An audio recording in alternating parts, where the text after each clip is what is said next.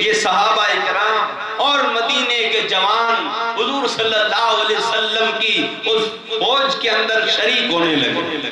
1000 کے لگ بھگ آپ کے صحابہ تھے اور حضور صلی اللہ علیہ وسلم نے ان صحابہ کو لے کر، ان اپنے عاشقوں کو لے کر میدان احد کے اندر پہنچے۔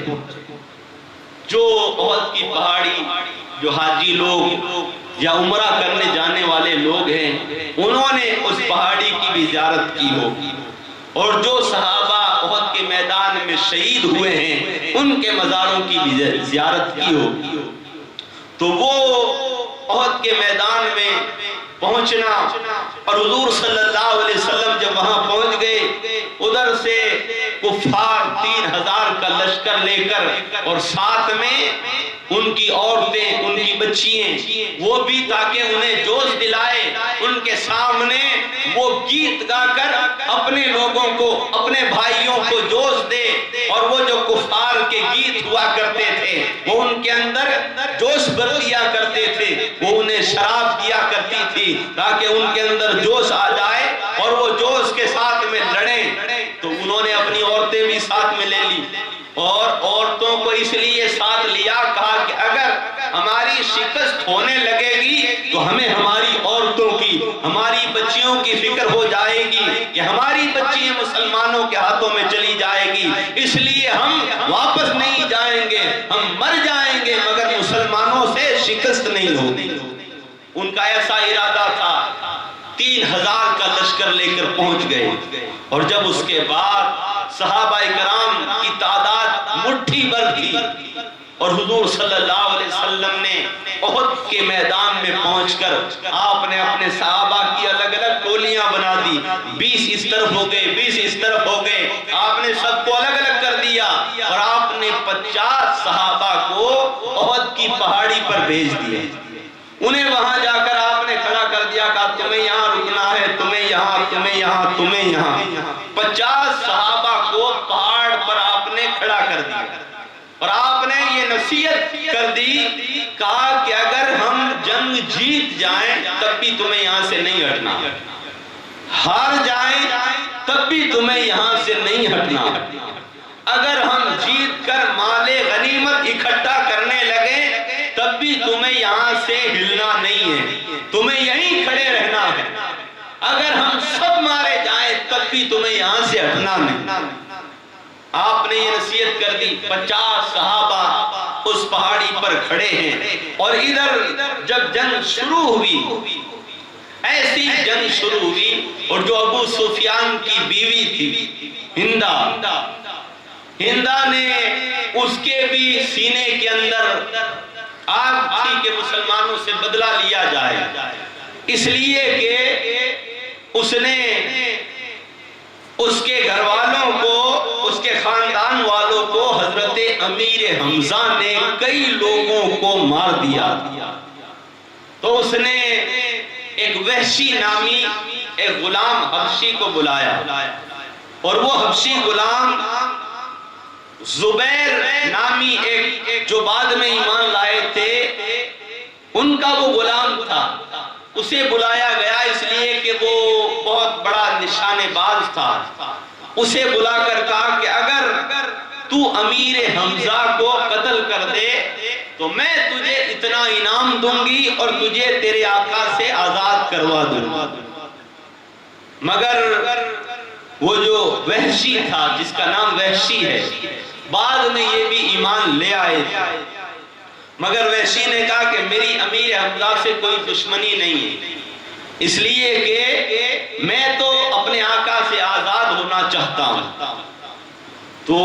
اس نے انعام کے لالچ میں، آزادی کے لالچ میں اس نے یہ بات قبول کر لی، اور وہ بھی اس میدان میں پہنچ گیا، جبکہ وہ اس کفار کے لشکر میں نہیں تھا، الگ سے وہ آ کر کھڑا ہو گیا، اور وہ جنگ کو دیکھ رہا تھا۔ جب جنگ ہو رہی تھی آپس میں، مسلمان صحابہ اور کفار جب لڑ رہے تھے، صحابہ کا عشق تو ایسا عشق تھا کہ صحابہ اس قدر لڑ رہے تھے، اس قدر لڑ رہے تھے، اور لڑتے لڑتے حضور صلی اللہ علیہ وسلم نے، آپ نے اپنی تلوار کو ہوا میں لہرا کر کہا کہ تم میں سے کون ہے، میرے غلاموں میں سے کون ہے جو میری تلوار کا حق ادا کر دے؟ تو کئی صحابہ اٹھے، سرکار نے پوچھا، کہا کہ تم میری تلوار کا حق ادا کر دو گے؟ تو کچھ صحابہ حیرانی میں پڑ گئے، انہوں نے کہا سرکار کی تلوار کا حق کیا ہوگا؟ وہ کشمکش میں تھے۔ اتنے میں حضور صلی اللہ علیہ وسلم کے ایک صحابی حضرت ابو دجانہ وہ بول پڑے، انہوں نے کہا یا رسول اللہ، آپ کا غلام ابو دجانہ آپ کی تلوار کا حق ادا کر دے گا، یا رسول اللہ آپ کی تلوار مجھے دے دو اور یہ بتا دو کہ آپ کی تلوار کا حق کیا ہے۔ حضور صلی اللہ علیہ وسلم نے فرمایا، ابو دجانہ میری تلوار کا حق یہ ہے کہ اس تلوار سے اتنے کافروں کو قتل کرو کہ اس تلوار کے اندر بل پڑ جائے، یہ تلوار مڑ جائے۔ حضرت ابو دجانہ نے مسکراتے ہوئے کہا، یا رسول اللہ اپنے اس غلام کو تلوار دو اور میں آپ کو بتاؤں گا، اتنے اس تلوار سے کافروں کو میں ماروں گا کہ یہ تلوار بل پڑ جائے گا، یہ مڑ جائے گی۔ حضور صلی اللہ علیہ وسلم کی تلوار جب حضرت ابو دجانہ کے ہاتھوں میں آئی تو صحابہ کہتے ہیں حضرت ابو دجانہ اتنے خوبصورت تھے، آپ کا قد بھی بہت لمبا تھا اور آپ نے اپنے پیشانی پر، آپ نے اپنے سر پر ایک لال کپڑا باندھا۔ لال کپڑا باندھنے کے بعد اور آپ کے حسن میں نکھار آ گیا، اور اس کے بعد میں جب سرکار کی تلوار لے کر جب آپ میدان میں چلے تو زمین ہل رہی تھی اور صحابہ آپ پر رش کر رہے تھے۔ حضور صلی اللہ علیہ وسلم نے جب حضرت ابو دجانہ کی وہ اکڑ کر جب چل رہے تھے، سرکار نے آپ کی طرف دیکھ کر کہا، یہ چال اللہ کو پسند نہیں ہے، مگر جو ابو دجانہ کافروں کے سامنے چل رہا ہے تو اللہ کو بھی اس کی چال پسند آ رہی ہے۔ ابو دجانہ کی یہ چال اللہ تعالیٰ پسند فرما رہا ہے، اس لیے کہ یہ کفار کے سامنے جا رہے ہیں۔ اور پھر صحابہ کہتے ہیں کہ جو ابو دجانہ نے کافروں کو قتل کیا، ایسے مانا کہ حقیقت میں اس تلوار نے بل پڑ۔ اور وحشی ادھر نشانہ لگائے ہوئے دیکھ رہا تھا کہ کب امیر حمزہ میرے اس تیر کے سامنے، میرے اس وار کے سامنے آئے اور کب میں امیر حمزہ کو قتل کر دوں۔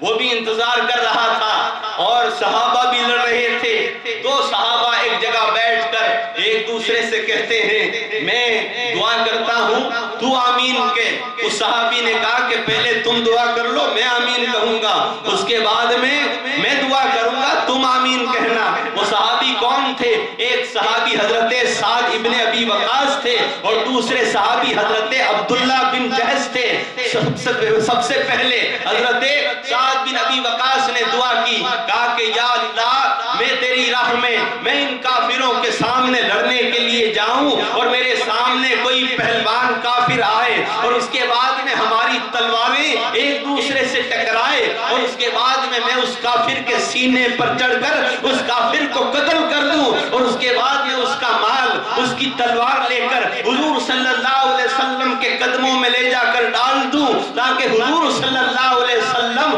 مجھ سے خوش ہو جائیں۔ یا اللہ یہ کرم فرما دے۔ عبداللہ بن جہش کہتے ہیں آمین، اور اس کے بعد حضرت سعد بن ابی وقاص کہتے ہیں عبداللہ تم دعا کرو۔ حضرت عبداللہ کہتے ہیں یا اللہ میں بھی اس میدان میں اتروں اور کوئی کافر پہلوان میرے سامنے آئے اور اس کے بعد میں بھی اس سے لڑوں، ہماری تلواریں آپس میں ٹکرائے اور اس کے بعد میں وہ کافر پہلوان میرے سینے پر چڑھ جائے اور سینے پر چڑھ جانے کے بعد وہ میرے جسم کو چھلی چھلی کر دے، میرے جسم کے ہر عضو کو توڑ دے، میری آنکھیں نکال لے، میرے ہونٹوں کو کاٹ دے، میری آنکھیں نکال کر پھینک دے، میرے جسم کے ٹکڑے ٹکڑے کر دے، میرے جسم کی بوٹیاں الگ الگ کر دے، اور اس کے بعد میں جب میری یہ حالت ہو جائے اور میں جب شہید ہو جاؤں اور اس کے بعد جب میدان محشر میں پہنچوں، رب تبارک و تعالیٰ کے سامنے جب ایسے پہنچوں گا، اللہ تبارک و تعالیٰ جب مجھ سے پوچھے گا کہ میرے بندے تو نے یہ حال کیسے بنا لیا، تو میں رب کی بارگاہ میں عرض کروں گا کہ مولا میں تیری راہ میں شہید ہو کر آیا ہوں اور اے مولا میں تیری بارگاہ میں ایسی حالت لے کر آیا ہوں، تو رب تبارک و تعالیٰ مجھ سے پوچھے گا کہ تو نے تیری یہ حالت کیوں بنا لی ہے، تو میں میرے رب سے عرض کروں گا کہ مولا میں نے جو اپنی حالت بنائی ہے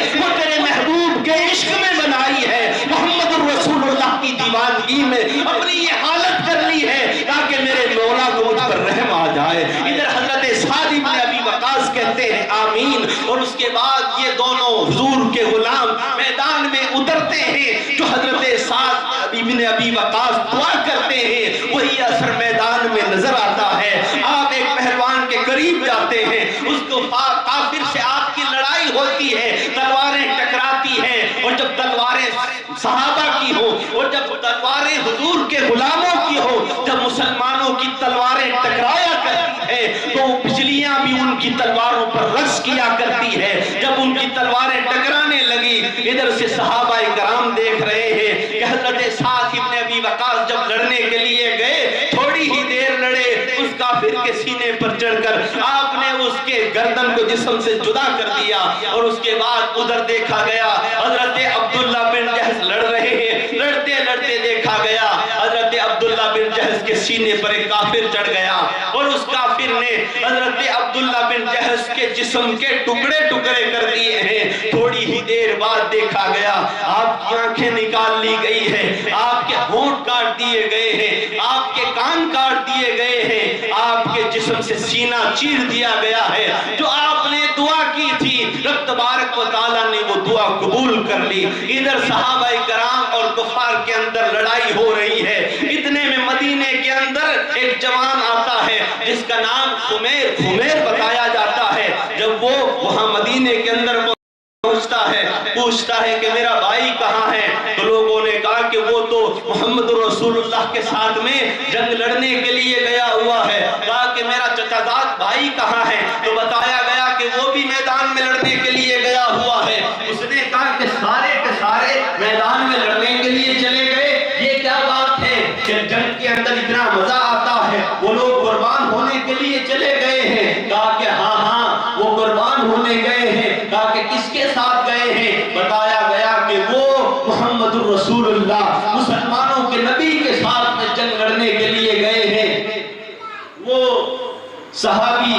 ابھی ایمان نہیں لائے، حضور کی بارگاہ میں پہنچے، اور صحابہ کہتے ہیں کہ جب وہ میدان میں آئے انہوں نے سب سے پہلے حضور صلی اللہ علیہ وسلم کو تلاش کیا، اور جب صحابہ نے حضور کی طرف اشارہ کیا تو وہ حضور صلی اللہ علیہ وسلم کی بارگاہ میں پہنچ کر سرکار سے پوچھا، کہا کہ یہ کیا ہو رہا ہے؟ حضور صلی اللہ علیہ وسلم نے فرمایا کفار اور مسلمانوں کے بیچ میں لڑائی ہو رہی ہے۔ کہا کہ ان کو کیا ملے گا؟ اگر کفار مر گئے تو ان کو کیا ملے گا؟ سرکار نے فرمایا اگر کفار مر گئے تو انہیں جہنم ملے گی۔ کہا مسلمان مر گئے تو کہا مسلمانوں کو جنت ملے گی۔ کہا کہ جنت کہاں ہے، جنت کیسی ہے؟ حضور صلی اللہ علیہ وسلم نے فرمایا جنت اگر تجھے چاہیے تو جا تلواروں کے سائے میں چلا جا، وہ ایک تلواریں چل رہی ہے ان کے سائے میں جنت نظر آ رہی ہے۔ جب اس نے میدان کی طرف تلواروں کی طرف دیکھا تو حقیقت میں اسے جنت نظر آ گئی۔ اس نے کہا کہ ارے یہ جنت ملنے والی ہے۔ سرکار نے فرمایا ہاں یہ جنت ملنے والی ہے۔ اس نے کہا کہ پڑھا دو لا الہ الا اللہ محمد رسول اللہ۔ انہوں نے کلمہ پڑھا، ہاتھ میں تلوار لے کر میدان میں کود پڑے۔ صحابہ کہتے ہیں کہ اس قدر وہ صحابی لڑا، ایسے لڑا کئی کافروں کو جہنم میں پہنچانے کے بعد ان صحابی کا انتقال، اور وہ بھی اسی میدان میں شہید ہو گئے۔ اور جب جنگ ہو چکی، کئی سال گزر گئے، کبھی کبھار صحابہ حضرت ابو ہریرہ سے پوچھا کرتے تھے ابو ہریرہ تم بتاؤ کہ جس کی شہادت سب سے عجیب تھی، کون تمہاری نظروں میں سب سے اچھا شہید تھا جس نے بہت اونچا مقام پایا ہو؟ حضرت ابو ہریرہ حضرت انہی بزرگ کی انہی صحابی کا ذکر کیا کرتے تھے کہ ہماری نظروں میں وہ ایک ایسا شہید تھا جس نے نہ نماز پڑھی، نہ کوئی حج کیا، نہ کوئی زکات دی، نہ کوئی اور عمل کیا، ارے بس مصطفیٰ کا دیدار کیا، سرکار سے کلمہ پڑھا اور سیدھے ہی جنت کے اندر پہنچ گئے۔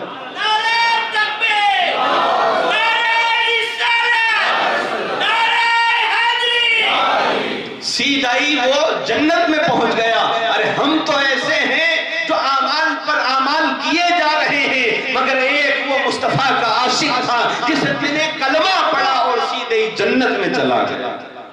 ایسے حضور صلی اللہ علیہ وسلم کے صحابہ میدان احد کے اندر اس طریقے سے اپنا عشق دکھا رہے تھے۔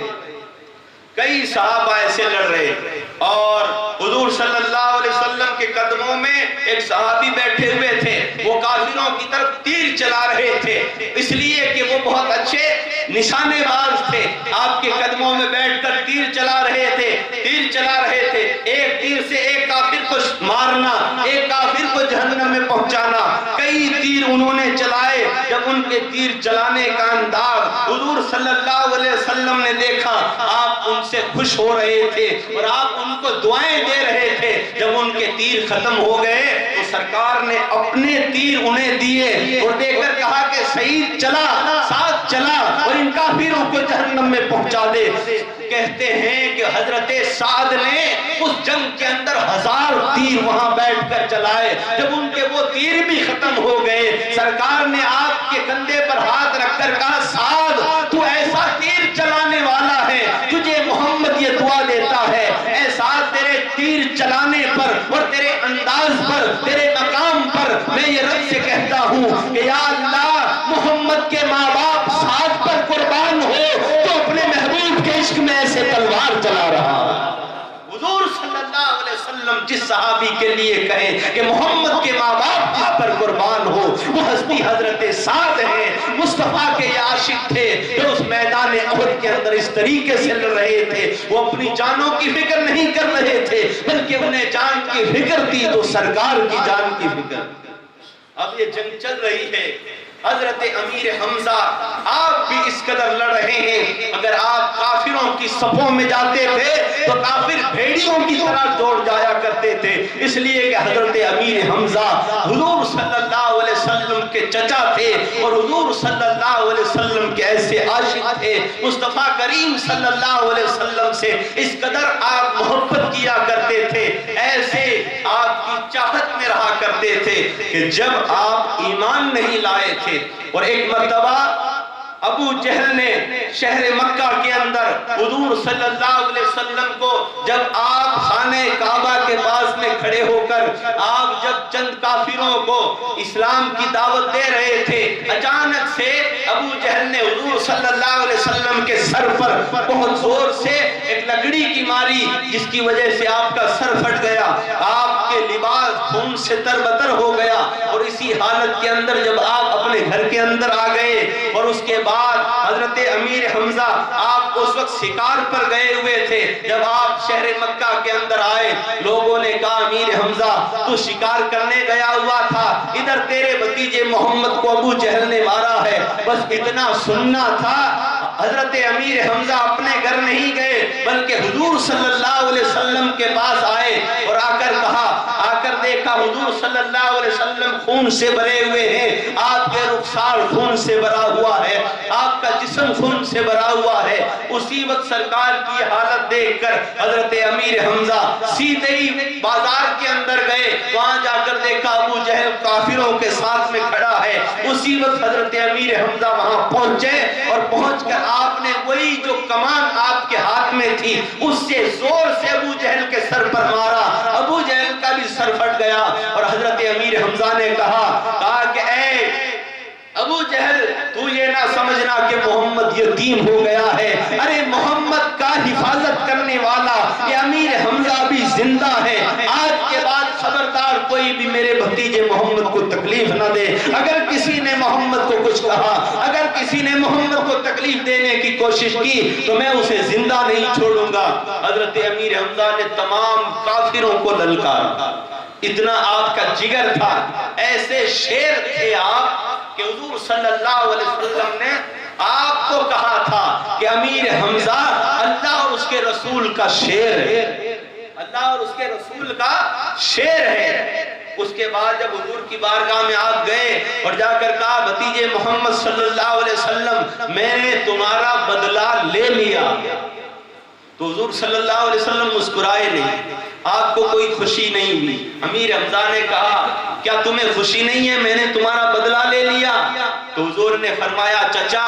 مجھے اس بات سے کوئی خوشی نہیں ہے کہ تم نے بدلہ لے لیا۔ امیر حمزہ نے کہا کہ جب تمہیں خوشی کیسے ہوگی؟ تو حضرت امیر حمزہ سے سرکار صلی اللہ علیہ وسلم نے فرمایا چچا اگر تم مجھے خوش کرنا چاہتے ہو تو میں چاہتا ہوں کہ تم اسلام قبول کر لو۔ اسی وقت حضرت امیر حمزہ نے کہا کہ بیٹا پڑھا دے لا الہ الا اللہ محمد رسول اللہ۔ آپ حضور کی خوشی کے لیے ایمان اور اسلام کے اندر داخل ہو گئے، اس لیے کہ سرکار ہی کا عشق ہے۔ وہ حضرت امیر حمزہ سرکار سے ایسی محبت کرتے ہیں۔ ابھی حضرت عمر بھی اسلام میں داخل نہیں ہوئے،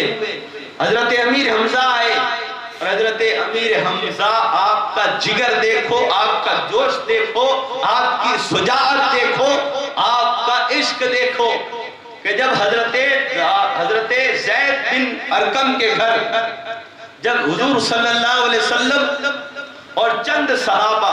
دار ارقم کے اندر جب یہ صحابہ اور حضور صلی اللہ علیہ وسلم بیٹھا کرتے تھے اور وہاں پر چند صحابہ بیٹھ کر حضور صلی اللہ علیہ وسلم سے قرآن سنا کرتے، ادھر جب ابو جہل نے شہر مکہ کے کافروں نے حضرت عمر کو انعام دے کر، انعام کی بات کہہ کر تلوار ہاتھ میں دے کر جب حضور صلی اللہ علیہ وسلم کے قتل کے لیے حضرت عمر کو جب بھیجا گیا، ادھر خبر پہنچ گئی حضور کے پاس میں، کہا کہ عمر آ رہے ہیں اور وہ آپ کو قتل کرنے کے لیے آ رہے ہیں، ان کے ہاتھ میں تلوار ہے۔ تو تمام صحابہ جو تھے وہ گھبرائے، وہ ڈرے، حضرت بلال بھی کھڑے ہو گئے، اس لیے کہ حضرت عمر کے نام سے لوگ ڈرا کرتے تھے، مگر مصطفیٰ کی بارگاہ میں یہ شیر بیٹھا ہوا تھا۔ کون؟ حضرت امیر حمزہ۔ آپ نہیں گھبرائے، آپ نے کہا کہ جو جس جگہ ہے وہیں پر بیٹھا رہے، عمر آ رہا ہے تو کوئی گھبرانے کی بات نہیں ہے، عمر اگر اچھی نیت لے کر آ رہا ہے تو ٹھیک ہے، اگر بری نیت لے کر آ رہا ہے تو اسی کی تلوار ہوگی اور اسی کی تلوار سے اس کا سر قلم کر دو۔ سرکار آپ کی اس بات سے بڑے خوش ہوئے اور آپ کو اس بات سے کوئی غم نہیں ہوا، بلکہ حضور صلی اللہ علیہ وسلم بھی اپنے چچا سے اس قدر محبت کرتے تھے کہ ادھر وحشی حضرت امیر حمزہ کو میدان احد میں دیکھ رہا تھا، حضرت امیر حمزہ لڑ رہے تھے، وحشی کہتے ہیں کہ میری ہمت نہیں ہوئی کہ ایسے شیر کی طرف میں حملہ کروں، مگر مجھے میری غلامی یاد آتی تھی کہ میں آزاد ہو جاؤں گا، اور جب مجھے موقع ملا تو میں نے وہ تیر یا کہتے ہیں کہ خنجر پھینکا، اور ایسے پھینکا کہ وہ خنجر سیدھے آپ کے پیٹ میں لگا، اور بعض کہتے ہیں کہ وہ نیزہ تھا جو اس نے پھینکا تو آپ کے پیٹ سے آر پار ہو گیا۔ اور حضرت امیر حمزہ نے جب وحشی کی طرف دیکھا تو وحشی کہتا ہے امیر حمزہ کی آنکھوں میں اتنا غصہ تھا کہ میں تو وہاں سے بھاگ پڑا، میں تو بھاگنے لگ گیا، اس لیے کہ امیر حمزہ میری طرف بڑھنے لگ گئے، اور اتنا تیز وہ زخم لگا آپ کو کہ وہ نیزہ آر پار ہو گیا، اور وہ بھی زہر کے اندر بجھایا ہوا تھا، اس زہر کے اثر سے آپ پر غشی طاری ہوئی، اور حضرت امیر حمزہ چاہتے تھے کہ میں اس کو قتل کر دوں، مگر آپ تھوڑی ہی دور چلے اور آپ وہیں گرے، وہیں پر آپ کا وصال ہو۔ اور ادھر وہ جو ہندا تھی جس نے وحشی کو بھیجا تھا، اس نے وحشی کو پکڑا، کہا کہ کہاں ہے امیر حمزہ کی لاش کہاں ہے؟ تو اس نے کہا کہ فلاں جگہ پر وہ دیکھ امیر حمزہ پڑا ہوا ہے۔ تو وہ ہندا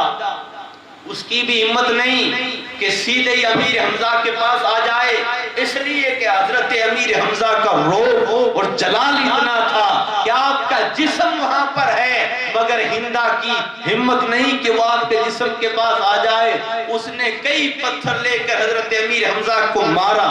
وہ دیکھ رہی تھی کہ کہیں یہ یوں ہی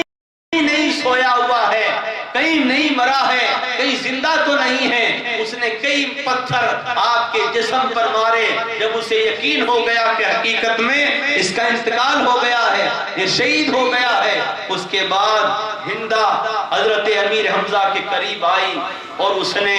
پھر آپ کے جسم کا موصلہ کیا، آپ کی آنکھیں اس نے نکالی، آپ کے ہونٹ اس نے کاٹ دیے،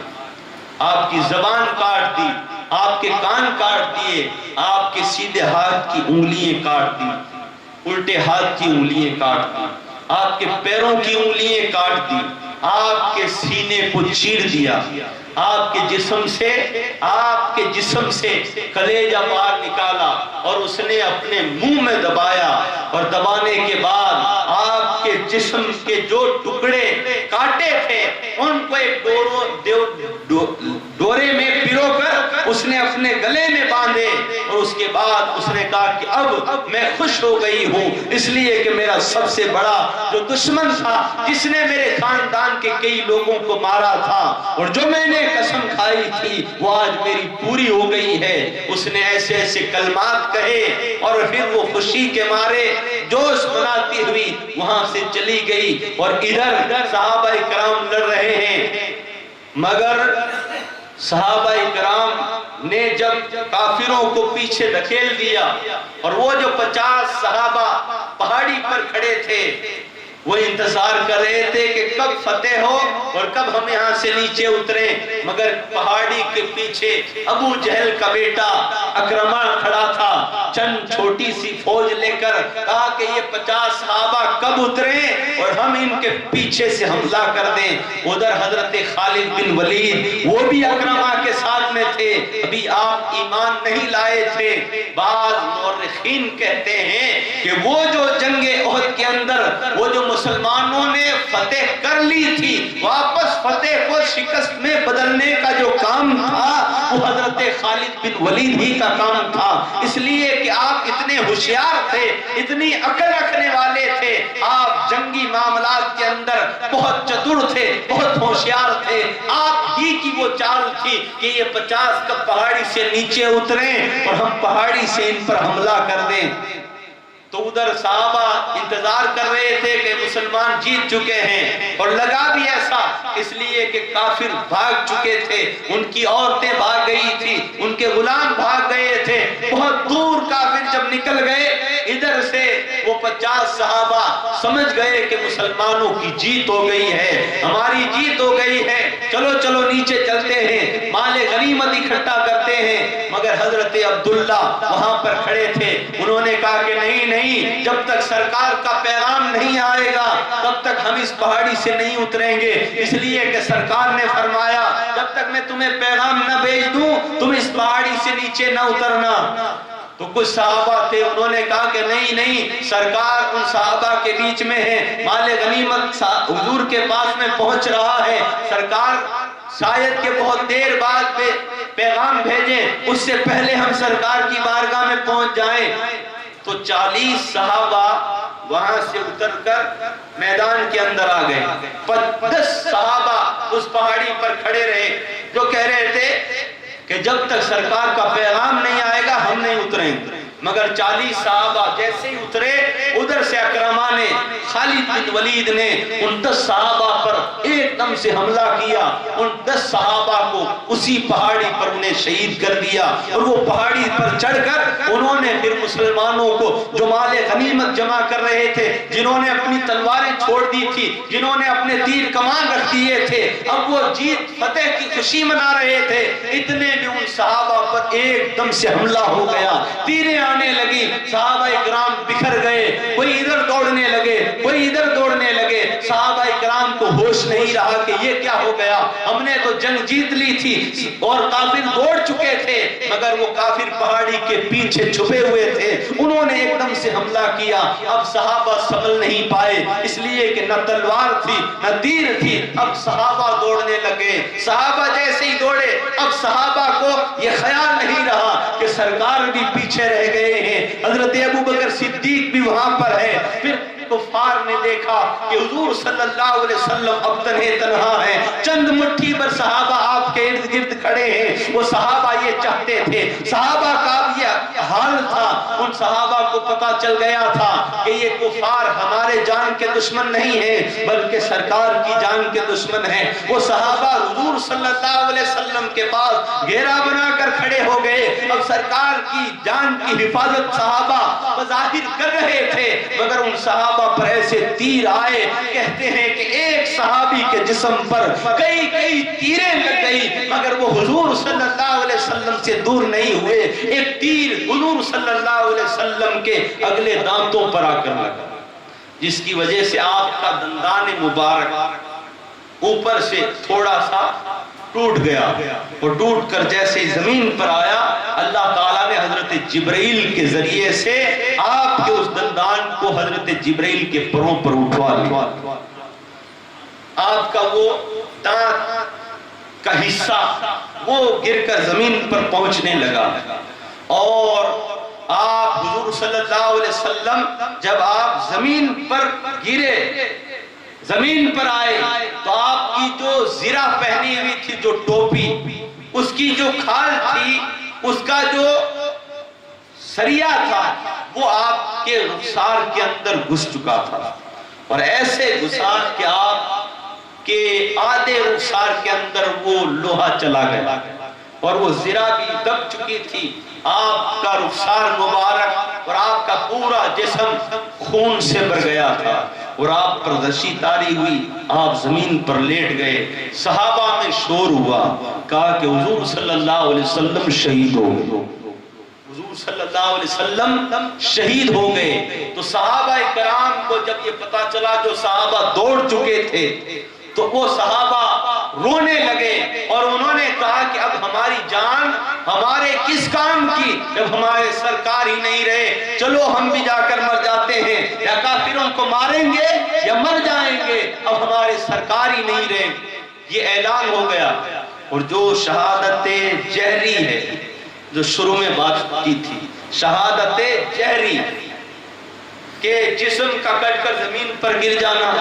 خون کا بہ جانا، زمین پر آ جانا اور اعلان ہو جانا، یہ شہادت زہری کی قسم ہے جو سرکار کے لیے ہو چکی۔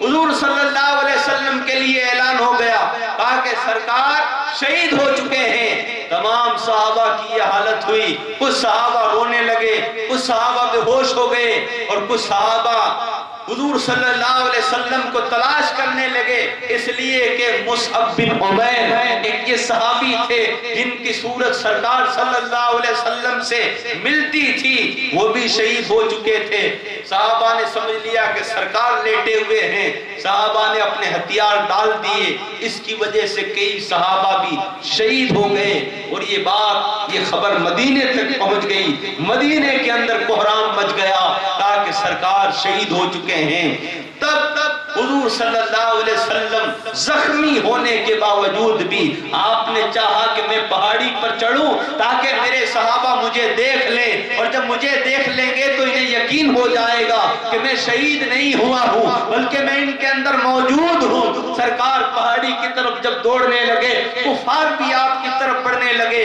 اور صحابہ بھی آپ کو جو پاس میں تھے انہوں نے بھی دیکھ لیا، وہ بھی سرکار کے پیچھے پیچھے پہاڑی پر چڑھنے لگے۔ سرکار نے چڑھ کر صحابہ کی طرف اشارہ کیا، کہا کہ میں زندہ ہوں، میں تمہیں موجود ہوں۔ تو ان صحابہ کو جب سرکار کی طرف ان کی نگاہ اٹھی، پھر صحابہ کے اندر حضور کو جیسے ہی کھڑے دیکھا، صحابہ کے اندر پھر جوش آ گیا، پھر صحابہ نے اپنی اپنی تلواریں لی، اور کفار سے وہ تلواریں چھین کر واپس ایسے لڑے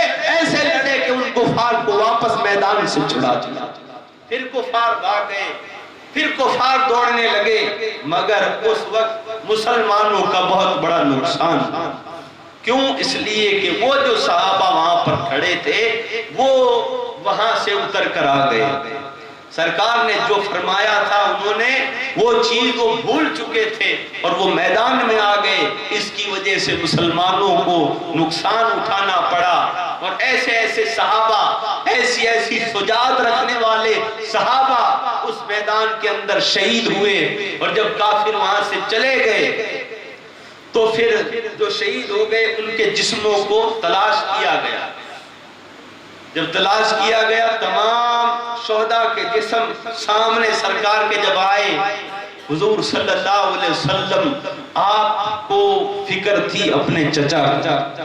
کہا کہ میرے چچا کہاں ہیں، امیر حمزہ کہاں ہیں، انہیں تلاش کرو۔ صحابہ کرام دوڑے، بہت دور دور تک پہنچے، مگر انہیں صاحب حضرت امیر حمزہ نظر نہیں آئے۔ حضرت مولا علی کو حضرت حضور صلی اللہ علیہ وسلم نے کہا، علی جاؤ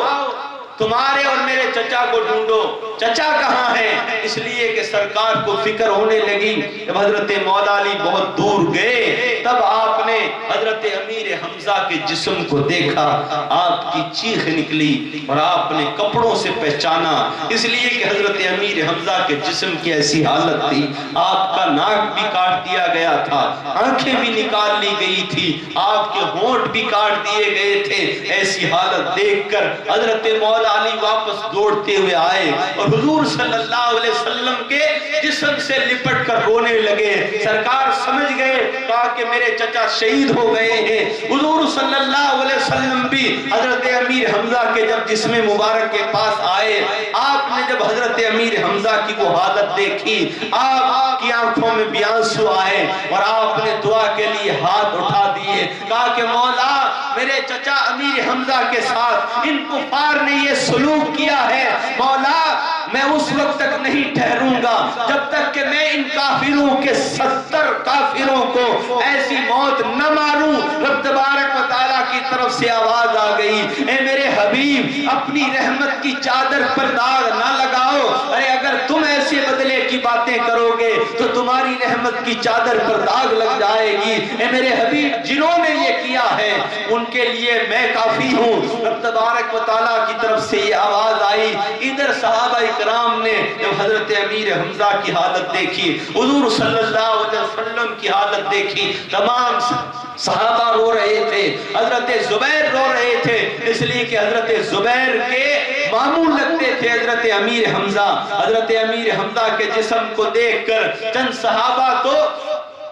دور جا رہے ہیں، اس لیے کہ حضرت امیر حمزہ کی حالت ان سے دیکھی نہیں جا رہی ہے۔ اتنے میں حضور صلی اللہ علیہ وسلم کی پھوپھی حضرت صفیہ دوڑتی ہوئی آ رہی تھی، کہا کہ کہاں ہو میرے بھائی، کہاں ہو میرے بھائی۔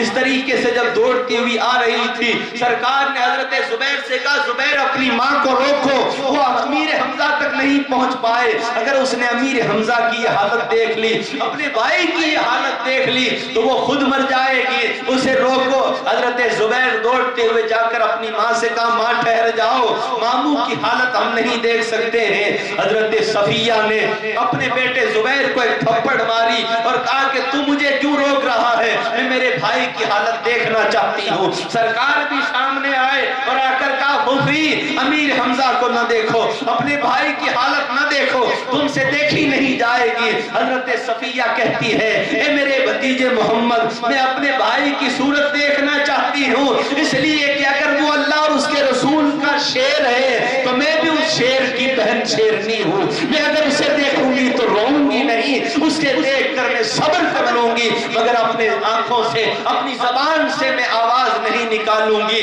سرکار صلی اللہ علیہ وسلم پھر اپنی پھوپھی حضرت صفیہ کو حضرت امیر حمزہ کے جسم کے قریب جب لے کر آئے، جب اپنی حضرت صفیہ نے اپنے بھائی کو جب اس حالت میں دیکھا، حقیقت میں آپ صبر کا پہاڑ بن کر رہ گئی، آپ کی زبان سے چیخ نہیں نکلی، بس آپ کی آنکھوں سے آنسو یوں گر رہے تھے جیسے کہ کسی جھرنے سے گر رہے ہو۔ حضرت صفیہ نے جب یہ حالت دیکھی، آپ خاموش ہو گئی، آپ بس دیکھتی رہی، آپ بس دیکھتی رہی۔ اور حضور صلی اللہ علیہ وسلم نے کہ صحابہ سے کہا کہ جو شہید ہو چکے ہیں انہیں یہاں پر دفناؤ، ان کے نماز جنازہ کا انتظام کیا جائے۔ اب جب نماز جنازہ کا جب وقت آیا تو وہ کیسا وقت تھا، حضرت امیر حمزہ کا سب سے پہلے سرکار نے نماز جنازہ پڑھائی اور اس کے بعد میں ایک اور صحابی کے جنازے کو لایا گیا۔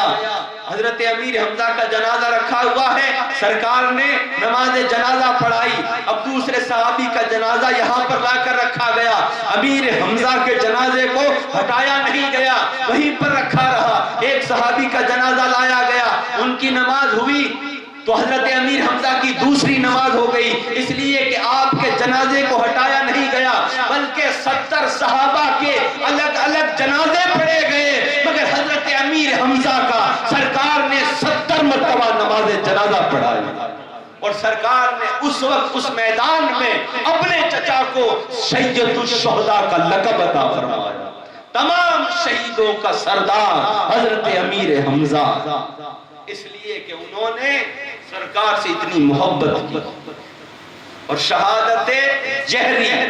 جو ہم نے شروع میں شروع کی، شہادت سری کا ظہور امام حسن پر ہونے والا ہے، اور شہادت جہری کی وہ علامات تو میدان احد میں ہو گئی ہے۔ اب رب تبارک و تعالیٰ کو اس کا ظہور حقیقت میں کرنا تھا، تو رب تبارک و تعالیٰ نے حسین کو چنا اور میدان کربلا چنا، اور اپنے محبوب کی شہادت کا ظہور ہونا ہے، اس لیے کربلا کے میدان کے اندر وہ خونی منظر چلا کہ زمانہ اور شہداء کے واقعات سن کر صبر کر لیتا ہے، مگر جب امام حسین کی شہادت کی باری آتی ہے زمانہ رونے لگتا ہے، اپنے تو اپنے غیر بھی رونے لگتے ہیں، دنیا رونے لگتی ہے، اس لیے کہ وہ شہادت حسین نہیں ہے بلکہ وہ حضور صلی اللہ علیہ وسلم پر جو شہادت کی انتہا ہونی تھی، اس کے لیے رب تبارک و تعالیٰ نے حسین کو چن لیا۔ اور حضور صلی اللہ علیہ وسلم کی شہادت جہری اور امام حسین، اس لیے کہ سرکار نے فرمایا حسن اور حسین میرے پھول ہیں،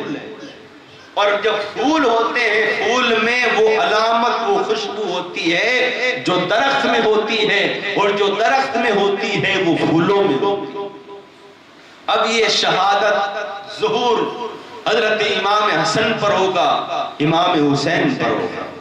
اللہ تبارک و تعالیٰ سے ہم دعا کریں اللہ تعالیٰ ہماری ان مجالس کو اپنی بارگاہ میں قبول فرمائے۔ کیا وقت ہو گیا؟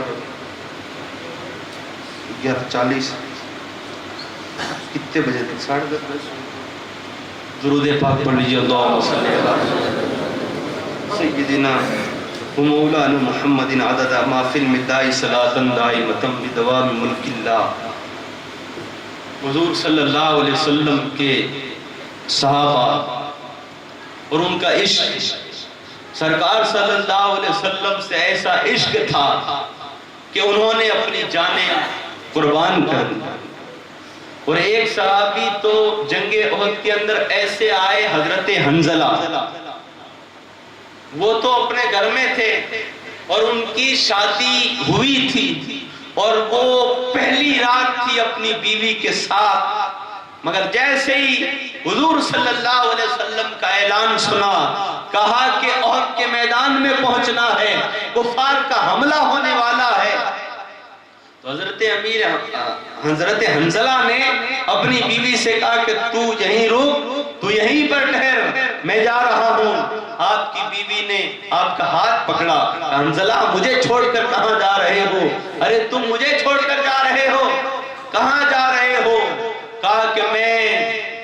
سرکار صلی اللہ علیہ وسلم کے پاس جا رہا ہوں، میں جنگ میں شریک ہونے کے لیے جا رہا ہوں۔ آپ کی بیوی نے کہا حنظلہ ذرا میرے چہرے کی طرف دیکھو، میرے چمکتے ہوئے چہرے کو دیکھو۔ حضرت حنظلہ نے کہا کہ اپنا چہرہ اپنے پاس میں رکھ، میں نے اللہ کے محبوب کے چہرے کو دیکھا ہے، اس کے حسن کو دیکھا ہے۔ ارے سرکار کا چہرہ ہماری نگاہوں کے سامنے رہتا ہے، اور سرکار کے چہرے کے سوا کسی کا چہرہ ہمارے دلوں میں نہیں آتا ہے، تو یہیں پر ٹھہر جا، میں اپنے آقا کے بلاوے پر جا رہا۔ آپ ویسے ہی میدان میں چلے گئے، ویسے ہی آپ پر غسل فرض تھا اور شہید بھی ہو گئے، اور جب شہیدوں کے جسموں کو جب ڈھونڈا گیا تو دو جسم نہیں ملے تھے، ایک تو حضرت امیر حمزہ اور دوسرے حضرت حنظلہ۔ تو سرکار صلی اللہ علیہ وسلم سے کہا یا رسول اللہ حضرت حنظلہ کا جسم نہیں مل رہا ہے۔ حضور صلی اللہ علیہ وسلم نے آسمان کی طرف دیکھا اور دیکھ کر کہا کہ اس کے جسم کو نہ ڈھونڈو، بلکہ اس کا جسم عرش تک پہنچ گیا ہے، آسمانوں میں فرشتے لے گئے ہیں اور اس کو فرشتے اپنے ہاتھوں سے غسل دے رہے ہیں، اس کو غسل کروا رہے ہیں، اس لیے کہ وہ رب تبارک و تعالیٰ کے عشق میں، اس کے محبوب کے عشق میں اسی حالت کے اندر لڑنے کے لیے آ گیا تھا، اسی حالت میں مرنے کے لیے اسی حالت میں یہاں پر پہنچ گیا تھا۔ رب تبارک و تعالیٰ نے اس کے لیے انتظام فرمایا ہے کہ اسے آسمانوں کے اندر اللہ تعالیٰ کے فرشتے غسل کروا رہے ہیں، جبکہ غسل شہید کو نہیں دیا جاتا ہے، مگر رب تبارک و تعالیٰ نے حضرت حنظلہ کو یہ مقام عطا فرمایا کہ آسمانوں کے اندر آپ کو غسل دیا گیا۔ اور حضرت امیر حمزہ کو جب قبر میں سلانے کی جب باری آئی، آپ کی بہن حضرت صفیہ نے کہا کہ میں میرے بھائی کے لیے کفن لے کر آئی ہوں۔ جب وہ کفن کی چادر جب کھولی گئی تو دیکھا گیا حضرت امیر حمزہ کا قد بہت لمبا تھا۔ آپ پر جب وہ چادر ڈالی گئی تو آپ کا سر ڈھکتے ہیں تو پیر کھلتے ہیں، پیر ڈھکتے ہیں تو سر کھلتا ہے۔ سرکار صلی اللہ علیہ وسلم نے جب یہ منظر دیکھا تب بھی آپ کی آنکھوں میں آنسو آئے، آپ پھر رونے لگے، اور اسی حالت میں حضرت امیر حمزہ کو، اپنے چچا کو حضور صلی اللہ علیہ وسلم نے اپنے ہاتھوں سے قبر میں لٹایا، اور جہاں سے پیر کھلے تھے سرکار نے فرمایا کہ چہرہ ڈھک دو اور پیروں کی طرف گھاس ڈال دو۔ گھاس ڈال دی گئی، اور اس کے بعد جب تمام صحابہ کو دفن کر چکے جو شہید ہوئے، اس کے بعد جب مدینے کی طرف جانے لگے تو مدینے کی طرف سے ایک بوڑھی عورت دوڑتی ہوئی آ رہی۔ صحابہ نے کہا کہ اے عورت، افسوس کہ تمہارے باپ شہید ہو گئے۔ اس نے کہا کہ مجھے میرے باپ کا نہ بتاؤ، بتاؤ تو اللہ کے محبوب کا بتاؤ کہ سرکار کیسے۔ پھر کہا کہ تیرا بیٹا بھی مارا گیا، تو کہا کہ مجھے میرے بیٹے کی پرواہ نہیں ہے، مجھے تو سرکار کے بارے میں بتاؤ کہ سرکار کیسے۔ میں نے مدینے میں سنا ہے کہ سرکار شہید ہو گئے ہیں، بتاؤ حضور صلی اللہ علیہ وسلم ہے کہ نہیں ہے۔ پھر کہا کہ تیرا بھائی مارا گیا، پھر اس نے وہی کہا کہ مجھے میرے بھائی کی پرواہ نہیں ہے، مجھے میرے سرکار کی پرواہ۔ پھر جب سرکار کے پاس وہ پہنچی تو اس نے حضور صلی اللہ علیہ وسلم کو دیکھ کر وہ مسکرائی۔ سرکار نے فرمایا کہ تیرا باپ، تیرا بھائی، تیرا بیٹا، یہ تینوں شہید ہو گئے ہیں۔ اس نے کہا یا رسول اللہ آپ تو موجود ہو، یا رسول اللہ اگر میرا پورا خاندان ختم ہو جائے اور آپ موجود رہے تو مجھے کوئی غم نہیں ہے، اس لیے کہ آپ کو دیکھ کر ہمیں سکون ملتا ہے، آپ کو دیکھ کر ہمیں خوشی ملتی ہے۔ یا رسول اللہ آپ سلامت رہو اور ہم آپ پر قربان ہو جائیں۔ پھر وہ بوڑھی چلی گئی۔ آپ سرکار جب مدینے میں پہنچے تو شہر مدینہ کے اندر ایک چھوٹی سی بچی، وہ بھی اپنے بابا کا انتظار کر رہی تھی۔ وہ بھی بہت دیر سے کھڑی تھی کہ میرے بابا بھی ابھی حضور صلی اللہ علیہ وسلم کے سپاہیوں میں، صحابہ میں پیچھے پیچھے آ رہے ہوں گے۔ وہ چھوٹی سی بچی کس کی تھی؟ حضور صلی اللہ علیہ وسلم جب اس بچی کے قریب پہنچے، اس چھوٹی سی بچی نے پوچھا چچا جان، یا رسول اللہ میرے بابا کہاں ہیں؟ میرے بابا نظر نہیں آ رہے ہیں۔ حضور صلی اللہ علیہ وسلم کے آنکھوں میں آنسو آئے۔ وہ بیٹی کس کی بیٹی تھی؟ وہ حضرت امیر حمزہ کی چھوٹی بیٹی جس کا نام فاطمہ ہے۔ اس نے کہا کہ میرے بابا کہاں ہے؟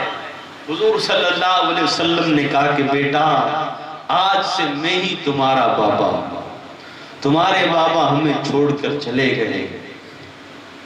جیسے ہی اس نے یہ سننا تھا، وہ بھی کیسی بیٹی تھی،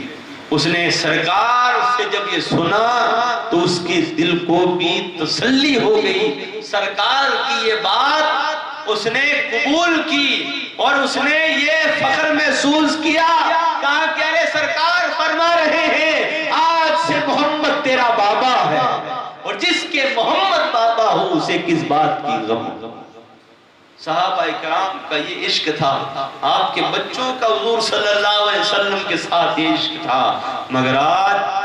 آپ حضرات کے سامنے مجھے یہی بتانا تھا کہ شہادت دو قسم کی ہوتی ہے، ایک شہادت جہری اور ایک شہادت سری، اور یہ شہادت کا فیضان حضور صلی اللہ علیہ وسلم کی بارگاہ سے ملا، اس لیے کہ حضرت امام حسن اور حسین کو جمال مصطفیٰ بھی ملا تھا۔ صرف جمال مصطفیٰ ہی سے بات نہیں بنتی، اس لیے کمال مظہر مصطفیٰ بھی آپ کو دیا۔ جو کمال مصطفیٰ تھا وہ بھی آپ کو عطا کیا گیا اس لیے کہ آپ ہی حضور صلی اللہ علیہ وسلم کے دو پھول تھے۔